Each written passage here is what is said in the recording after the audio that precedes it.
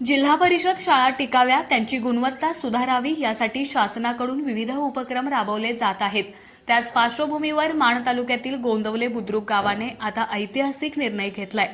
यावर्षी इयत्ता पहिलीच्या वर्गात प्रवेश घेणाऱ्या विद्यार्थ्यांच्या पालकांची घरपट्टी 100% माफ करण्याचा निर्णय ग्रामसभेत पारित करण्यात आला आहे। असा निर्णय घेणारी गोंदवले बुद्रुकची ग्रामपंचायत सातारा जिल्ह्यातील पहिलीच ग्रामपंचायत ठरली आहे। कोल्हापूर जिल्ह्यातील प्रयाग चिखली गावाने जिल्हा परिषद शाळा टिकावी म्हणून विद्यार्थ्यांच्या पालकांची घरपट्टी माफ करण्याचा निर्णय घेतल्यानंतर गोंदवले बुद्रुक गावाने देखील हा निर्णय घेतलाय।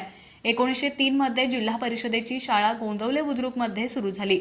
अलीकडच्या काळात शाळेची विद्यार्थ्यांची पटसंख्या घटत चालल्यानं ग्रामस्थांनी याबाबत चिंता व्यक्त केली। त्या अनुषंगाने उपसरपंच संजय माने यांच्या अध्यक्षतेखाली झालेल्या ग्रामसभेत ग्रामपंचायत सदस्य उज्ज्वला फडतरे यांचे पती संदीप फडतरे यांनी याबाबतची कल्पना ग्रामसभेत मांडली। यावर ग्रामपंचायत सदस्य डॉक्टर राजेंद्र अवघडे, गुरुदत्त कुलकर्णी यांच्यासह उपस्थितांनी संमती दर्शवत गावातील जिल्हा परिषद शाळा टिकवण्यासाठी सहकार्याची भूमिका घेतली। गोंदवले बुद्रुक ग्रामपंचायतच्या अंतर्गत येणाऱ्या जिल्हा परिषद प्राथमिक शाळा नंबर 1 व 2, कचरेवाडी आणि कवटवस्ती या जिल्हा परिषद प्राथमिक शाळांच्या पहिलीच्या वर्गात प्रवेश घेणाऱ्या विद्यार्थ्यांच्या पालकांना घरपट्टी 100% माफ करण्याचा निर्णय घेण्यात आलाय। ग्रामपंचायतीच्या उत्पन्नातील ही तूट भरून काढण्यासाठी सरपंच, उपसरपंच आणि सर्व सदस्य आपले मानधन देणार आहेत। ग्रामपंचायतीच्या या निर्णयाने पालकांना दिलासा मिळणार असून शिक्षणप्रेमी आणि दानशूर व्यक्तींनी यासाठी सहकार्य करण्याचं आवाहन ग्रामपंचायतीच्या माध्यमातून करण्यात। मी उपसरपंच संजय माने, गोंदवले बुद्रुक, तालुका मान, जिल्हा सातारा।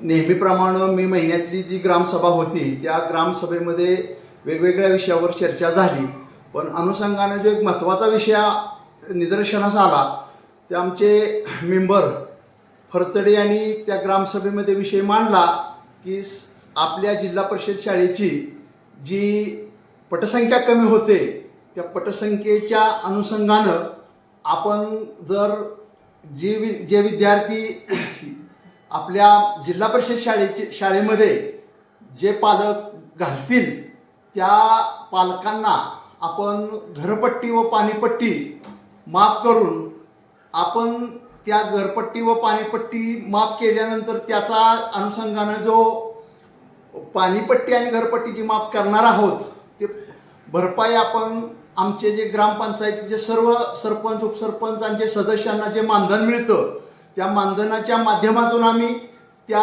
घरपट्टीचा आणि पाणीपट्टीचा भरपाई आम्ही करणार आहोत। आणि जर अनुषंगाने ज्या जिल्हा परिषद शाळेमध्ये आज आमचे जे कमी पटसंख्या निर्माण होत चाललेली आहे ती पटसंख्या वाढीसाठी या सगळ्या गोष्टीचा फायदा होईल।